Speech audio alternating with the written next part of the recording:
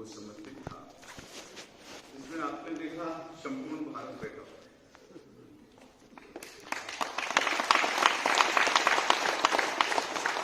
आपने मलयालम सुना, कन्नड़ सुना, तमिल सुना और तेलुगु भी मैं सुनना चाहता था, लेकिन रोजे हिंदी में सुना दिया।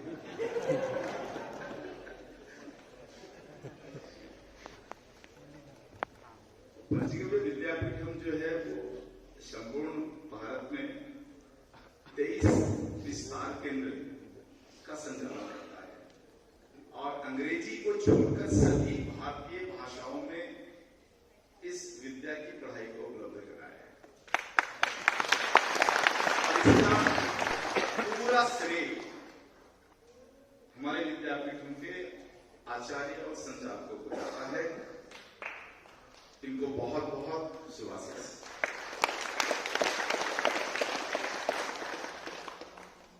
ये पूरा जो नियोजन जो चल रहा है 11 भारतीय भाषाओं में पंचगव्य विद्यापीठम के माध्यम से, इसमें सबसे बड़ा जो दर्द होता है वो तमिलनाडु को लेकर होता है,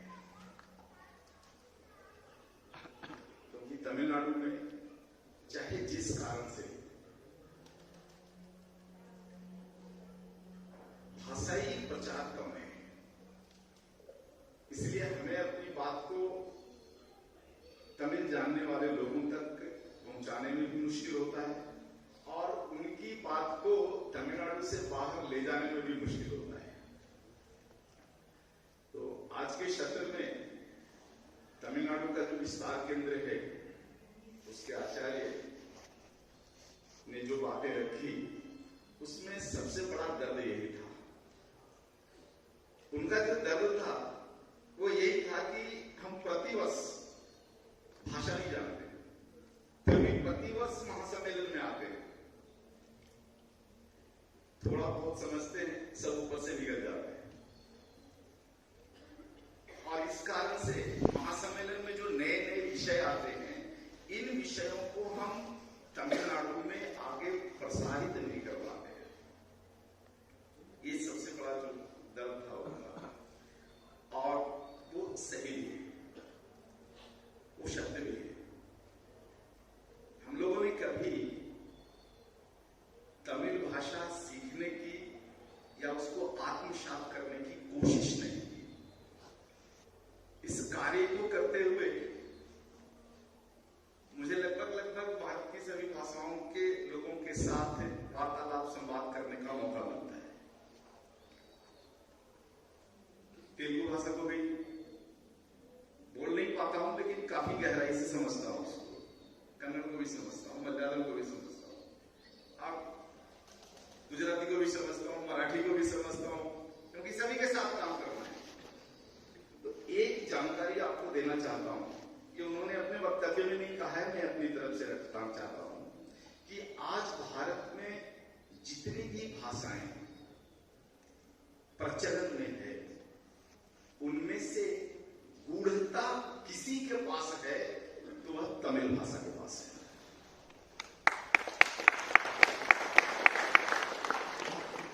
तमिल भाषा का इतिहास उठा के देखोगे आप तो संस्कृत के समकक्ष, आप ये नहीं दावे के साथ कह सकते कि संस्कृत सबसे पुरानी भाषा है, समकक्ष कह सकते हो आप। और भाषाओं के साथ जो छेड़छाड़, जो उपद्रव गुलामी के 700 वर्षों में जो हुए, इसमें से पूरी तरह से कोई भाषा बच के निकल गया तो तमिल भाषा है।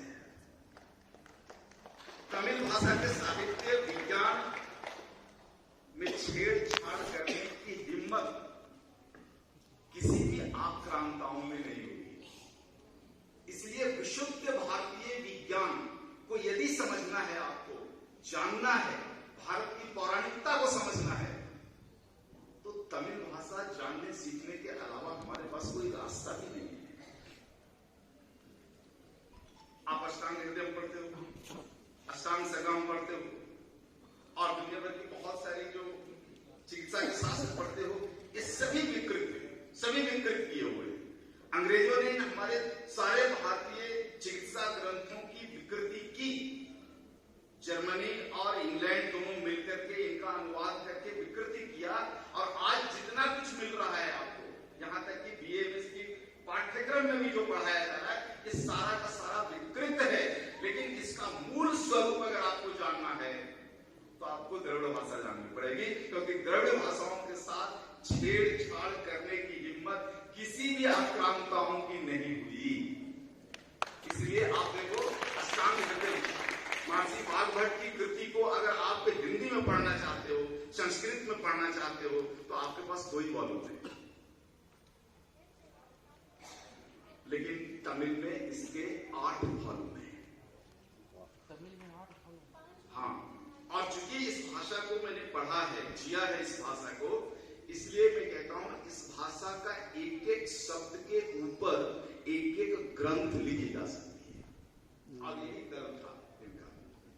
और दूसरा इनका दर्द था कि तमिलनाडु में गोवंश का जो है संरक्षण कम हुआ है। मंदिरों में ज्यादातर गोवंश के स्थान पर जर्सी, हॉलिस्टियन, फ्रीजियन है, जिनको सतत इनका प्रयास रहता है कि मंदिर के ट्रस्टियों को जो है समझाकर, गाय का विज्ञान बता करके और मंदिरों से हॉलिस्टियन, फ्रीजियन, जर्सी को निकालना और वहां पर देसी गोवंश का स्थापना करना, ये भी काम करते हैं। और फिर एक अनुभव इन्होंने रखा कि इन्होंने जो है कोयम्बतूर में, आप सभी जानते होंगे जग्गी वासुदेवन जी को, तो उनके 9 दिन का कैंप इन्होंने किया, जहां पर इन्होंने ऑर्गेनिक खेती, जैविक खेती विषय को सीखा।